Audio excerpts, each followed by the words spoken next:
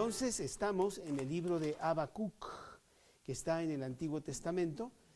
Son libros que regularmente ni siquiera estudiamos, pero yo pienso que precisamente para que veamos el valor que todos estos libros tienen, porque toda la Biblia es inspirada por Dios y útil para enseñar, para redarguir, para reprender en justicia. Entonces, pues de vez en cuando tenemos que ver estos pequeños libros que tú dirías, pues este no tiene ninguna aplicación para nuestra vida, es de hace mucho tiempo, de qué se trata, no lo entiendo, y debemos entonces ver qué dice. El libro de Habacuc, la semana pasada, precisamente vimos la primera porción de este libro, los primeros 11 versículos, y vamos a continuar en esta ocasión. Ahora sí, ya ¿así lo vas a dejar? ¿Está bien? Ok, perfecto, muchas gracias. No, está bien. Muy bien, es mi ingeniera de sonido y video, y está muy, muy bien. Deberías renunciar porque no te pagan. Sí, exactamente. Pablo, ¿nos quieres por favor guiar en una pequeña oración para que Dios nos bendiga en este estudio? Dios y Señor nuestro, te damos gracias por tener a cada uno de nosotros aquí. Haznos sentir abrazados por ti, Señor Jesucristo. Haznos abrazar los mensajes que tienes para cada uno de nosotros en este estudio bíblico. También en nuestra vida diaria, cuando nosotros hablamos de nuestro cristianismo, haz que aquellos que nos escuchen sientan nuestra perplejidad de ser cristianos, de buscar paso a paso seguirte, Señor. Te pedimos esto en el nombre de Cristo Jesús. Amén, Señor. El libro de Habacuc es un libro muy bonito porque yo creo que también está hablando del día de hoy, las cosas que están pasando en nuestro siglo XXI. Aunque este libro se escribió hace ya 2700 años más o menos. Habacuc, un profeta de Dios, un mensajero grande del Señor, que no sabemos realmente mucho de él ni de su vida, pero Dios quiso que él escribiera este libro para nuestra enseñanza. Habacuc, un hombre realmente grande para Dios, un siervo de Dios, un siervo que realmente está muy perplejo porque no entiende cómo es que Dios está permitiendo las cosas que él está viendo. Él ve mucha maldad, él ve grandes situaciones terribles que están pasando en Israel, y a pesar de que él está predicando al pueblo, el pueblo se burla de él, lo rechaza, no importa, pobre tipo, y él está muy acongojado porque pues seguro que Dios está muy molesto con lo que está pasando con su pueblo Israel. Israel empezó con Abraham, allá en el capítulo 12 de Génesis, y Dios escogió a este pequeño pueblo para que fuera el pregonero, el predicador ante todos estos pueblos de alrededor, idólatras, terribles, blasfemos, que no conocían al Dios verdadero.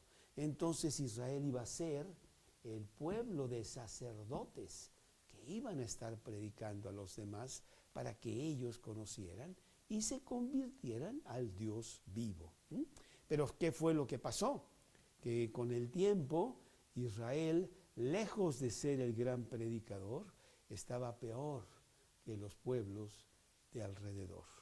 Y ya para este tiempo, el año 700 más o menos, cuando es el tiempo de Habacuc, pues vemos que las cosas están muy mal en Israel. Decíamos la semana pasada que inclusive Dios manda varios mensajeros o profetas. El profeta no era más que un mensajero que llevaba lo que Dios le decía. Y ellos pues estaban reprendiendo duramente al pueblo. ¿Por qué hacemos esto, señores? ¿Qué no sabemos que somos el pueblo de Dios? ¿Qué no sabemos que debemos de ser un ejemplo para los demás? ¿Por qué no cambiamos y nos comportamos conforme a lo que Él mismo nos ha dicho a través de los libros del Antiguo Testamento, principalmente los libros de Moisés? Bueno, pues está Jeremías, está Nahum y están otros, inclusive a Jeremías finalmente lo matan, a Isaías también lo matan, porque el mensaje es muy duro y el pueblo de Israel no quiere atender lo que se le está diciendo. Y Habacuc entonces pone su atención directamente con Dios. Leíamos la semana pasada en donde en el versículo 1 y 2 Habacuc entra de lleno porque su congoja y su tristeza es muy fuerte contra su pueblo y quiere hablar con Dios y le dice: ¿hasta cuándo, oh Jehová, clamaré y no oirás? Y daré voces a ti a causa de la violencia y no salvarás. ¿Sí? Bueno, pues él está diciéndole a Dios, ¿cuándo Dios vas a hacer algo? Porque realmente las cosas están muy mal. Bueno, pues nosotros podemos identificarnos totalmente con esto, porque las cosas ahora en el siglo XXI, en nuestro México querido y en todo el mundo, están muy mal. En solo 50, 70 años hemos realmente exponencialmente tenido muchísima ciencia y mucha tecnología y muchas cosas, hasta la luna hemos llegado y tenemos, pero al mismo tiempo la maldad se ha aumentado. Dice que son profecías que Dios tiene para los últimos tiempos. La ciencia se aumentará, la maldad se aumentará. Y ahora nosotros estamos inclusive haciéndola de Dios, cambiando los diseños de Dios hasta los DNA, en donde ya puedes casi pues dar tu pedido de cómo quieres tu bebé, lo quieres con ojos azules y lo quieres con no sé qué, y ya estamos metiéndonos en cosas que son realmente de Dios, muy peligroso. Pero también la maldad es terrible, como existía en esos tiempos cuando vino el diluvio de Noé. Podemos leer allá en Génesis, en el capítulo 6 de Génesis, capítulo 6 de Génesis, dice el versículo 11 de Génesis 6, y se corrompió la tierra delante de Dios, y estaba la tierra llena de violencia, y miró Dios la tierra, y he aquí que estaba corrompida, porque toda carne había corrompido su camino sobre la tierra. Y bueno, dice aquí en el versículo 13, he decidido el fin de todo ser, porque la tierra está llena de violencia a causa de ellos, y yo los destruiré en la tierra. ¿Sí?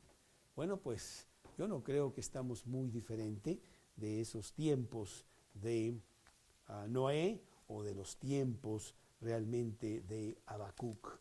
Y vimos la semana pasada como Habacuc le pregunta directamente a Dios.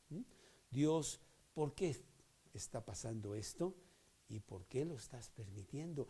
¿Hasta cuándo vas a tener tú la paciencia de permitir de que todo esto pase? ¿Sí? Y bueno, vimos que en el versículo 5, a partir del versículo 5, contesta Dios, ¿no? Y Dios dice que Él va a mandar un juicio terrible sobre Israel. Porque con Dios no se juega. Y a veces cuando nosotros queremos jugar con Dios, nos estamos enfrentando a gran fuego. Y Dios dice que ya ha llegado su paciencia al colmo y viene un juicio muy fuerte contra Israel. Pero el juicio que viene contra Israel es algo todavía pues mayor, porque dice aquí el versículo 5, mirad entre las naciones y ved, asombraos, porque haré una obra en vuestros días, que aun cuando se os contare, no la creeréis. porque he aquí yo levanto a los caldeos, nación cruel y presurosa que camina por la anchura de la tierra para poseer las moradas ajenas.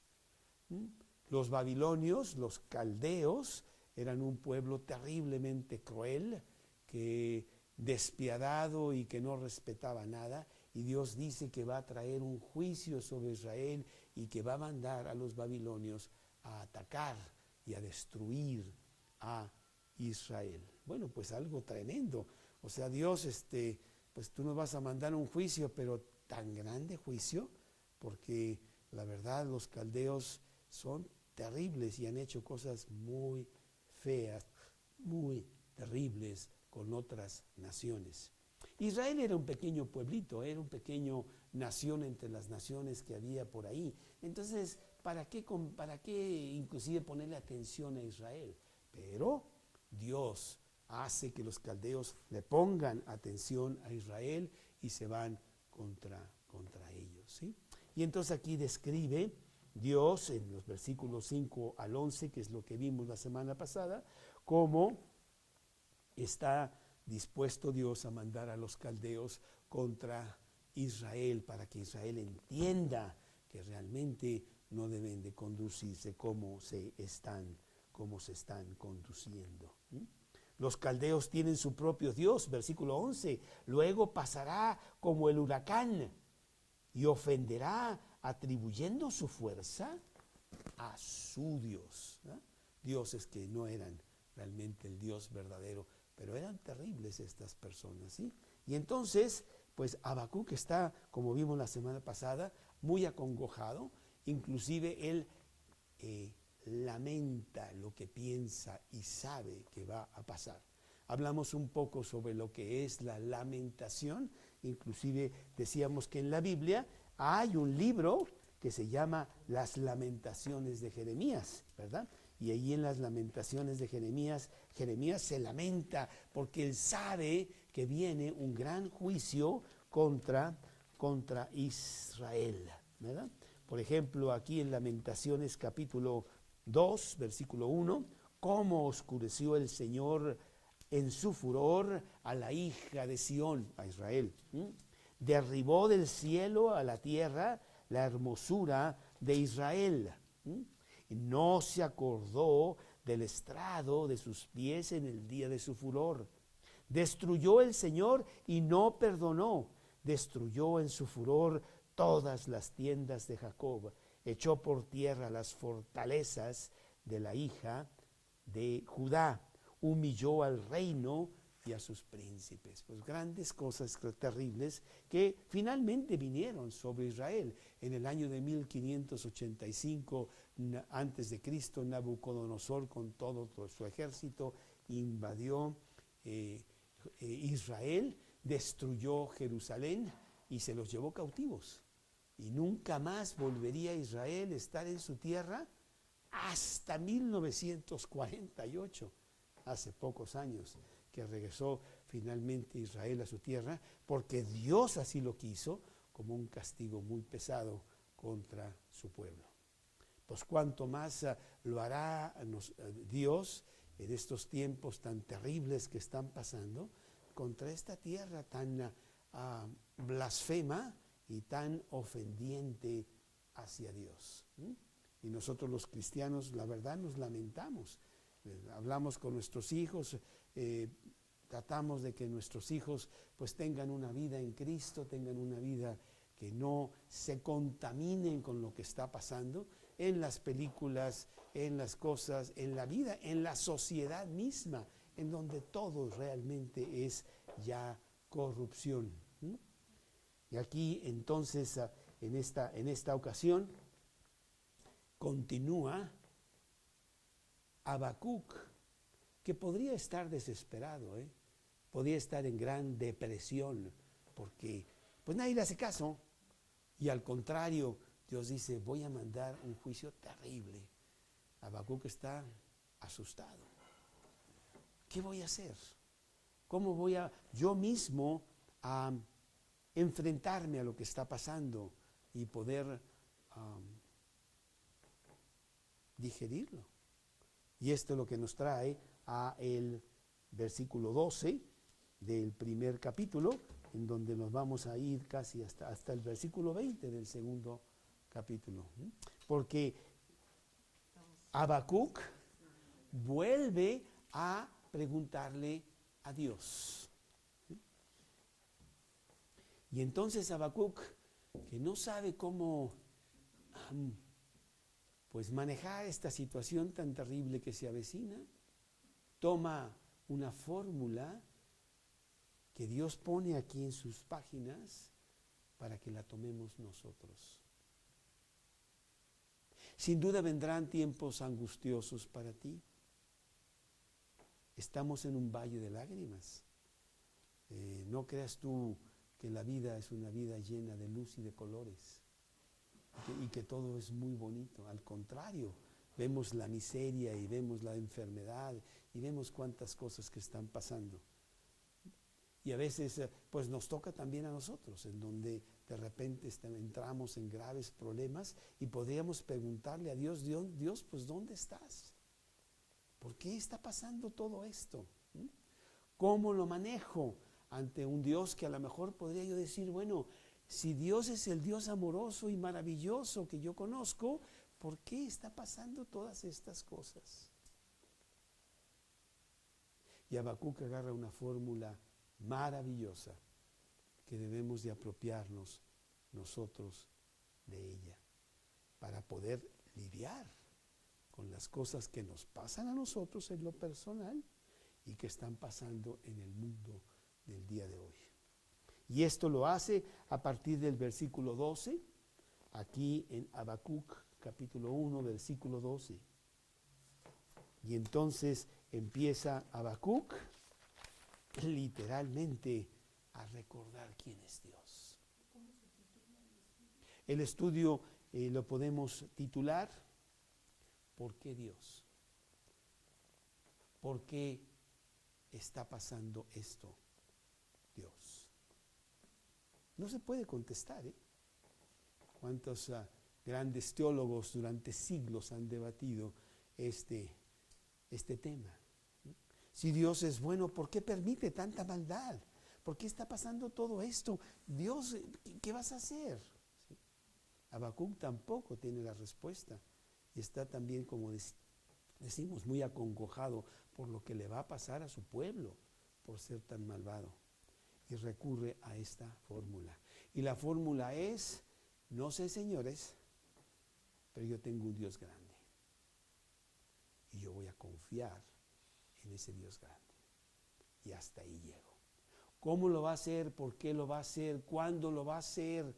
¿Y cuáles son sus diferentes métodos para hacer lo que quiere hacer? No lo sé. Yo no soy Dios. Pero yo solamente voy a confiar en ese Dios que yo sé quién es. Y así lo dice, empezando en este versículo 12. Va a hablar de lo que él sabe en lugar de hablar de lo que él no sabe. No tiene respuesta. Mejor me quedo con lo que sí sé. Y vamos a verlo poco a poco en estos versículos. ¿No eres tú desde el principio, oh Jehová? Entonces él empieza a recordar quién es Dios. El Dios eterno. El Dios no tiene principio, Dios no tiene fin. Él es el creador de todas las cosas y me las enseña tan fácilmente al ver toda su creación tan maravillosa, tan esplendorosa. Un Dios gigante que no tiene principio y no tiene fin. Él empieza a meditar sobre el hecho de que él está poniendo su confianza en ese Dios eterno. Bueno, pues es algo muy grande. Él sí sabe eso. No sabe por qué Dios hace las cosas o permite las cosas. Ahí no sé, pero sí sé quién es Dios. Y si es Dios, yo tengo fe en que Él está haciendo las cosas bien. Él no se equivoca. Él no comete errores. Él no pierde el control. A veces pensamos, mira cómo está el mundo, yo creo que ya Dios se le perdió el control o se fue por otro lado, ya se olvidó de la tierra. No, para nada, ¿no? Pero no tengo las respuestas. La respuesta que sí tengo es que sé que Él es desde el principio. Eso sí lo sé. Y además dice, oh Jehová. Quiere acordarse de ese nombre. Jehová en el original es Yahvé en hebreo. Y Yahvé quiere decir, yo soy el que soy. Ese es Dios. Siempre ha existido, siempre existirá. Vámonos acá a Éxodo capítulo 3. Éxodo capítulo 3. En donde precisamente Moisés le pregunta a Dios porque se lo encuentra en una zarza que no se acaba de quemar, y desde esa zarza Dios le hable, ahí en el versículo 14, versículo 13, al final del versículo 13 de Éxodo 3, ¿cuál es su nombre? ¿Qué les responderé cuando me pregunten cuál es el nombre? Y respondió Dios a Moisés, yo soy el que soy. Así dirás a los hijos de Israel, yo soy, me envió a vosotros. ¿Sí? Ese es el nombre de Dios. Era el 14, sí, era el 14. Entonces, Habacuc quiere recordar eso. Primero que nada, Dios es eterno. Y número 2, es Yahvé, el que siempre ha estado guiando a Israel, que lo sacó de Egipto, que lo llevó a través del desierto, que lo hizo entrar en la tierra prometida, con el rey David y con el rey Salomón y con tantas cosas maravillosas que hizo Dios, que bueno, ya se nos olvidó y ahora mira cómo tenemos las cosas en este tiempo. Pero yo quiero acordarme de eso, porque al acordarme de eso me da fortaleza. Si no, desmayaría. Si no, enloquecería. Pues ¿cómo voy a hacer resolver las cosas yo? Yo solo contra todo Israel. Aquí que estamos predicando en México, a mí me dicen el loco de la Biblia, ¿verdad? Porque voy y yo hablo con las personas y literalmente se burlan. Por favor, Carlos, ¿todavía crees tú en estas cosas, hombre? ¿Qué te pasa? ¿Cómo voy yo a cambiar a todo México y decirle que ponga atención a las cosas de Dios, que es la única solución para todos los problemas que tenemos y para los problemas individuales que traemos todos, cada uno de nosotros, de temor, de inseguridad, de miedo a la muerte que sabemos que ahí viene y no sabemos qué vamos a hacer con ella? Esta mañana que yo estaba en el club precisamente, ahí en las regaderas y en el baño, de repente entró Juanita. Juanita es la muchacha que está en la enfermería, y entró de una manera precipitada, sin importar, ahí viendo al de hombre, sí, y entró rápidamente porque precisamente estaba ya en el suelo una persona, ¿verdad? Que por cierto la conozco, se llama Horst, un alemán, ya tendrá sus quizá 80 años, no sé, ¿verdad? Pero sí estaba mal, entonces ya vieron cómo lo ayudaban y no sé qué, y la presión y no sé cuánto, y ya se pudo más o menos restablecer para poder pararse y de una manera ya más ordenada llevarlo a que lo atendieran más adecuadamente. Pero eso es lo que tenemos y eso cualquiera de nosotros nos pasa en cualquier momento, que yo voy caminando y pues me derrumbo, me desmorono, ¿verdad? Porque pues mi sistema no está trabajando en ese momento. Se nos olvida todo eso, pensamos que somos los reyes del mundo y que no pasa nada. A él le pasa, pero a mí no. Y eso no es cierto. Este señor Horst, no sé si te acuerdas de él, pero él ha venido aquí a los estudios. Y esta mañana yo me acerqué y traté también de alentarlo un poco. Ciertamente pues estaba asustado de cómo su cuerpo no le estaba respondiendo, ¿sí? Bueno, pues Habacuc, ante todo esto, no quiere perder la cordura y por eso se está acordando de estas cosas. ¿No eres tú desde el principio, Yahvé? Y luego dice otra cosa muy importante, dice, Dios mío. Es algo maravilloso. Es un Dios muy personal para mí.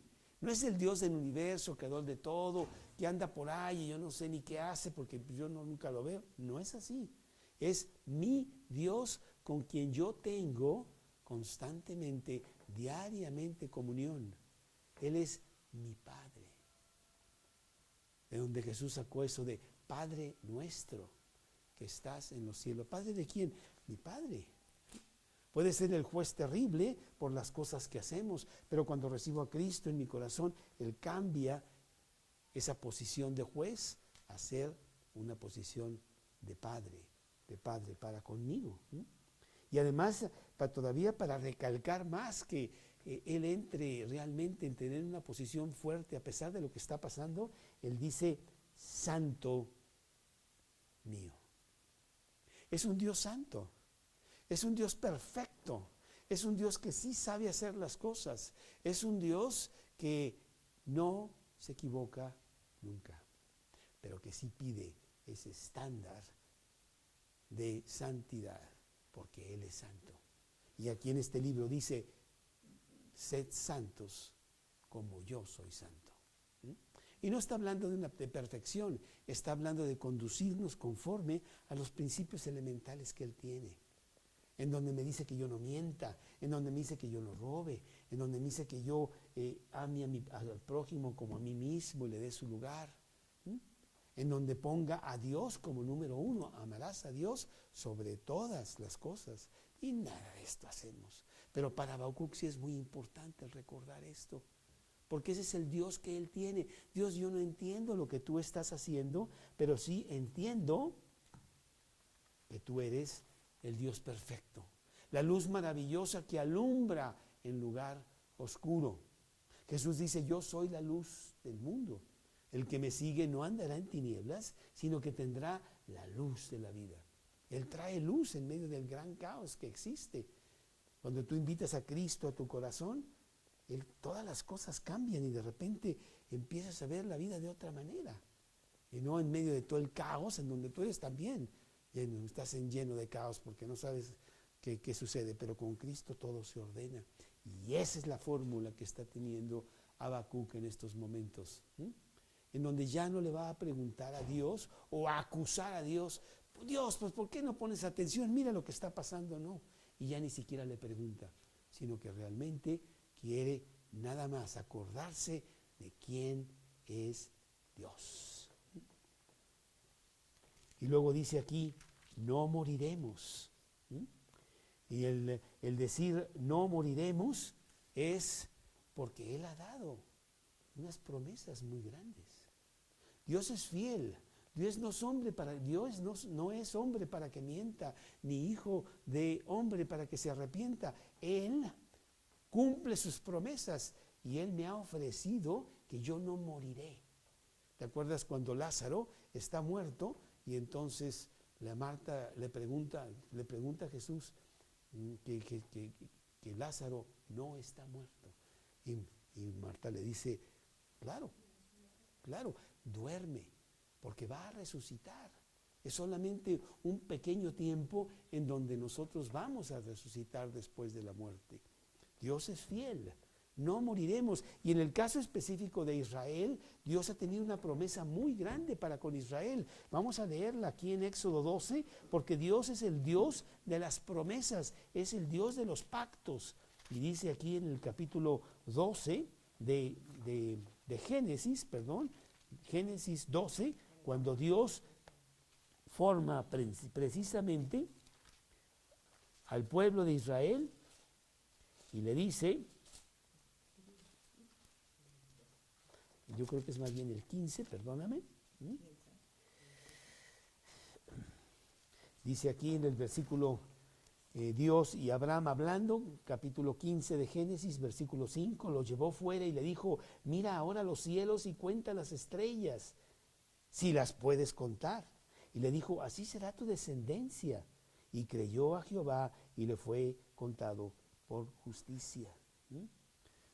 Y así es, el pueblo de Israel continúa a pesar de todos los tantos males y terribles cosas que le ha pasado, porque Dios cumple sus promesas. Y entonces Habacuc dice, yo sé que tú nos vas a destruir, nos vas a disciplinar, pero no nos vas a destruir, porque tú eres un gran Dios, fuerte, poderoso.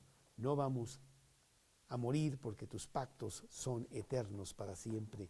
Oh Jehová, para juicio lo pusiste, y tú, oh roca, lo fundaste para castigar. Estamos en Habacuc otra vez, aquí todavía en el versículo 12, en donde él se está llenando de la realidad de Dios para poder con lo que está pasando en Israel. Y él dice y habla de Dios, muy limpio eres de ojos para ver el mal, ni puedes ver el agravio. ¿Por qué ves a los menospreciadores y callas cuando destruye el impío al más justo que él? ¿Sí? O sea, Dios es muy, muy grande y sin embargo está permitiendo todas estas cosas. Yo veo cómo están las cosas hoy y no sé, realmente están muy mal, ¿sí? En donde pues vemos grandes desviaciones de la sociedad, en donde ya el matrimonio, que es el núcleo de la sociedad, está totalmente destruido. Ya nadie se casa ya, ¿sí? Y si se casan se divorcian, ¿sí? Y los hijos ni quien los atienda. Tengo que ir a jugar tenis, hay que los atienda la muchacha, ¿sí? Y después esos niños salen rebeldes y salen mal y con mil problemas y hacen lo doble de lo que sus padres hicieron. Y eso es lo que está pasando en estos tiempos. Bueno, pues esta es la manera como Habacuc está atacando el problema de no poder contestarse las preguntas que él tiene. Y sabe que su Dios es grande. Inclusive Génesis 18,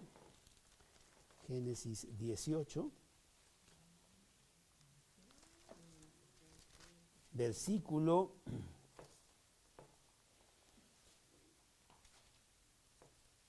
déjame ver cuál es, versículo, perdón, yo creo que es el 12, dice que, aquí, versículo 14, ¿hay para Dios alguna cosa difícil? Está hablando de que Sara va a tener un hijo. Sara tiene 90 años. Abraham tiene 100. No ha podido tener hijos en toda su vida. Y ahora Dios está prometiendo que en el tiempo adecuado, un año después, Sara tendrá un hijo. Y Abraham dice, ¿cómo? Y entonces Dios dice, ¿hay algo difícil para Dios? Y eso es lo que también está diciendo Habacuc. ¿Habrá algo difícil para Dios que no pueda resolver las cosas de la manera que no sé cómo es, pero las va a resolver de todas maneras? Pues claro que sí lo hará, ¿no? Y luego a partir del versículo 13 regresa a algo muy importante. Ahí todavía en Habacuc capítulo 1, versículo 13, ya quiere hablar de lo que serán los caldeos. Oye, Dios, pero lo que tú estabas diciendo del Salmo 73, oye, si alguien tiene que recibir un poco de juicio, yo sé que somos malos, pero que ellos son muy malos. Ellos necesitan, más que de ser los enjuiciadores para con los otros, por ser enjuiciados ellos mismos, ¿no? Y Dios contesta. Empieza a decirle a Habacuc a Dios, muy limpio eres de ojos para ver el mal. Versículo 14, y haces que sean los hombres como los peces del mar, como reptiles que no tienen quien los gobierne. Sacará a todos con anzuelo, los recogerá con su red, los juntará en sus mallas. Y así está hablando Habacuc, que pues a lo mejor Dios, ojalá nos dieras un juicio menos terrible que el que viene, porque los caldeos realmente son gente muy, muy fea y van a hacer muchas cosas feas aquí. Bueno, a partir del capítulo 2 viene la respuesta de Dios mismo. porque Dios sí le contesta a Habacuc. Y lo dice, empieza todavía Habacuc diciendo, sobre mi guarda estaré, y sobre mi fortaleza afirmaré el pie. Capítulo 2, versículo 1. Sobre mi guarda estaré y sobre la fortaleza afirmaré el pie. Velaré para ver lo que se me dirá y qué he de responder tocante a mi queja. Habacuc hace algo también muy bonito, que es su segunda fórmula. No solamente piensa en lo grande que es Dios, sino que dice, voy a esperar en Dios. No sé cuándo, no tiene por qué contestarme, Él es Dios. Pero me voy a poner en guardia, voy a ser vigilante y voy a esperar a ver qué hace Él. Porque también tengo una pregunta terrible, Dios, ¿por qué no primero, pégale a los caldeos primero, ¿no? Y no mandes a los caldeos para que nos peguen a nosotros. Pero ¿sabes qué voy a hacer? Voy a esperar. Voy a ver qué es lo que hace Dios, a ver qué quiere Dios. Velaré para ver lo que me dirá y qué he de responder tocante a mi queja. Y aquí viene la respuesta. Jehová me respondió y dijo, escribe la visión, declárala en tablas, para que corra el que leyere en ella, para que todos sepan lo que yo voy a hacer. Ponlo por escrito. ¿Y sabes qué voy a hacer? Aunque la visión tardará, aunque tome tiempo, aún por un tiempo, más se apresura hacia el fin, y no mentirá. Aunque tardare, espéralo, porque sin duda vendrá. No tardará. He aquí que aquel cuya alma no es recta se enorgullece. Y los caldeos eran súper orgullosos. Ese era el gran pecado de ellos. Nadie podía con ellos. Eran la nación más poderosa de la tierra en ese tiempo. Y se reían de todos. Y arrasaban con todo. Y dice también el versículo 5, y también el que es dado al vino es traicionero, hombre soberbio, que no permanecerá. También eran pues puros borrachos de los caldeos, ¿no? Ensanchó como el Seol su alma, y es como la muerte, que no se saciará.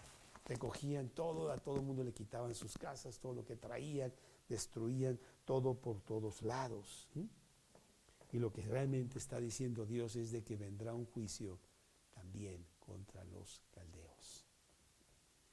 Voy a usar a los caldeos para disciplinar a mi pueblo que no ha escuchado.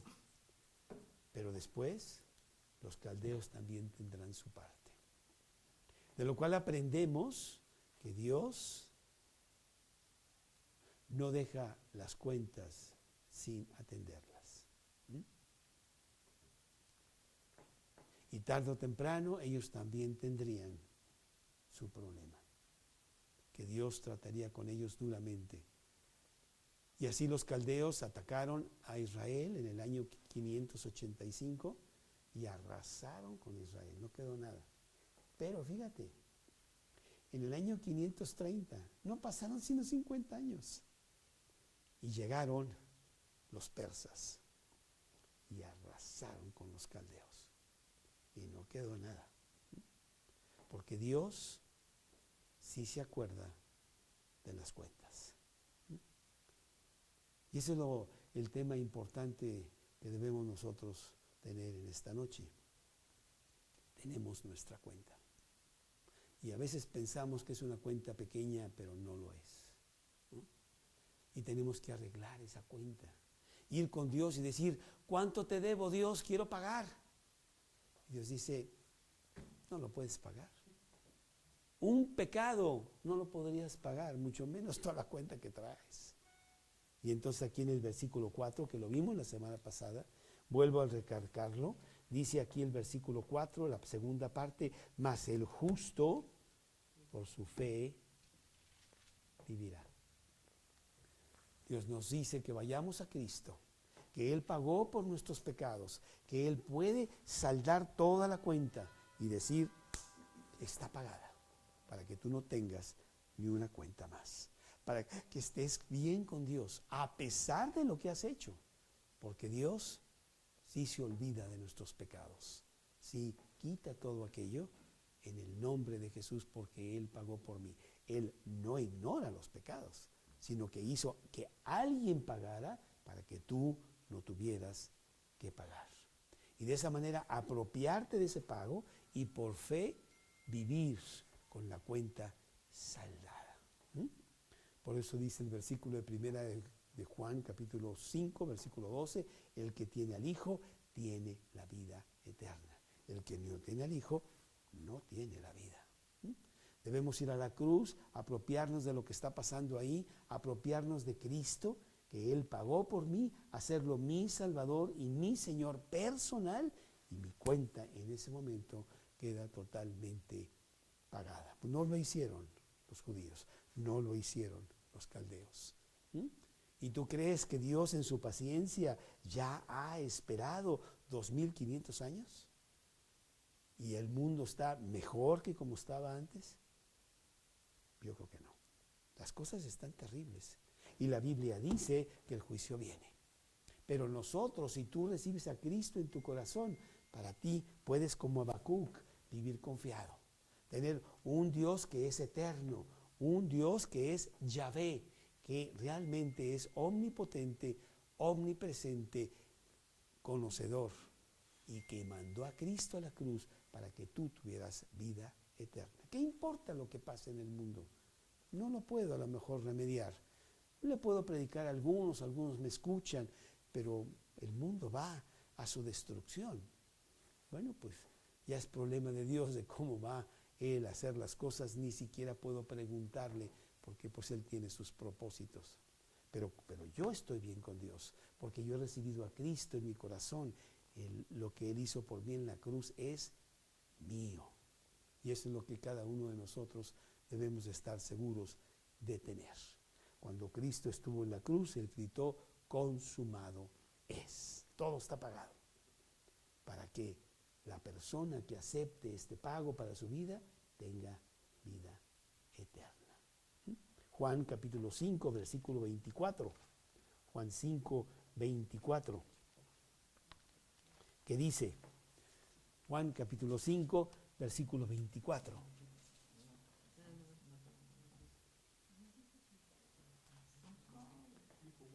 Juan 5, capítulo 24.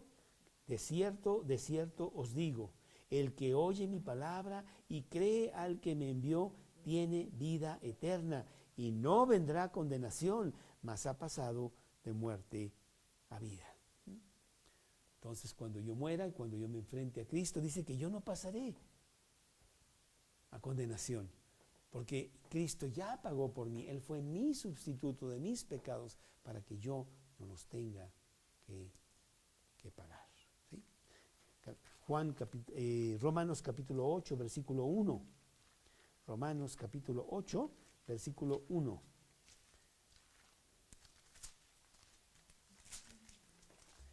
Que dice así, Romanos 8:1. Ahora pues, ninguna, la palabra ninguna es fuerte, ninguna condenación hay para los que están en Cristo Jesús. Si tú estás en Cristo, tu juicio ya se celebró, no vas a ir a juicio. Se celebró en la cruz y fue hecho a favor tuyo para que tú no tengas que pagar absolutamente nada. Ese es el gran amor de Dios. Dios mandó a su Hijo a la cruz para que tú tuvieras vida. ¿Sí? Y así en esta noche, pues ante lo que dice Habacuc, que se apropió de Dios para su propia vida, independientemente de lo que él veía que todo estaba mal, es lo que nosotros debemos de hacer. Dios, no sé, Dios, ¿por qué estás haciendo estas cosas? ¿Por qué te esperas? No entiendo. Pero sí sé que eres un Dios poderoso y sí sabes lo que estás haciendo. Y no tienes por qué decirme por cómo lo estás haciendo ni contestarme. Sino sencillamente quiero entregarme a ti sabiendo que tú regalas la vida eterna en Cristo en Cristo Jesús. Romanos 3:16 dice la palabra de Dios. Romanos 3:16 dice, porque de tal manera amó Dios al mundo. Juan, perdón. Sí, perdón, Juan 3:16. Porque de tal manera amó Dios al mundo, que ha dado a su Hijo unigénito, para que todo aquel que en él cree no se pierda, mas tenga vida eterna. Dios, en su gran misericordia para con nosotros, mata a su propio Hijo para que yo pueda tener vida eterna. Qué precioso, ¿no? Es realmente algo increíble. Y por último aquí el versículo de Habacuc, para terminar el capítulo 2 de Habacuc. Capítulo 2 de Habacuc, en donde estábamos, perdón. Dice, Habacuc capítulo 2, versículo 20. Mas Jehová está en su santo templo, calle delante de él toda la tierra. Sí. Dios tiene control de todo, la pobre tierra como está, Dios la controla y al final Él va a decirnos por qué y cómo y cuándo. Pero las personas que han puesto su fe en Cristo, ellas tendrán vida eterna, independientemente de del desorden tan terrible que esté pasando en la tierra, ¿no? Y así en esta noche yo quiero que tú estés seguro de que tienes a Cristo en tu corazón, de que tú has hecho la oración de pedirle, Cristo, yo quiero que tú seas mi Salvador personal, mío, Dios mío, como dice Habacuc, ¿no? Y que entres a mi corazón y lo primero que Él regala es vida eterna, porque la vida eterna se regala. No la podemos nosotros comprar, no la podemos nosotros obtener de ninguna manera. Un pecado y yo no puedo tener vida eterna. Por eso Dios mandó a su Hijo a pagar por nosotros, para que Él me la regale a mí.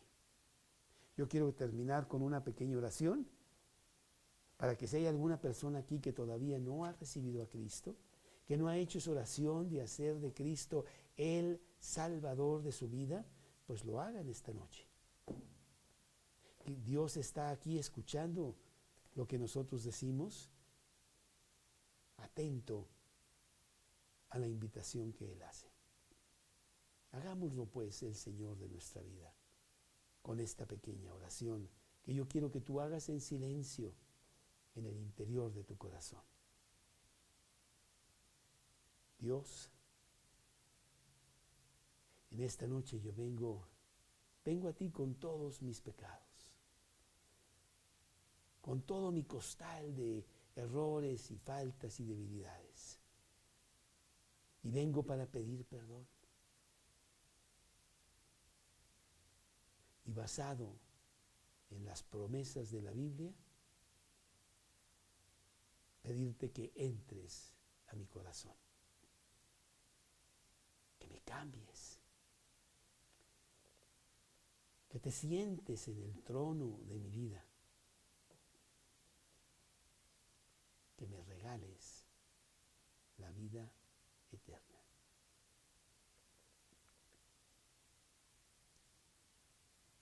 Te lo pido basado en lo que tú hiciste por mí en la cruz del Calvario. Entra a mi corazón ahora mismo. Regálame la vida eterna. Te lo pido en el nombre de Cristo Jesús. Amén.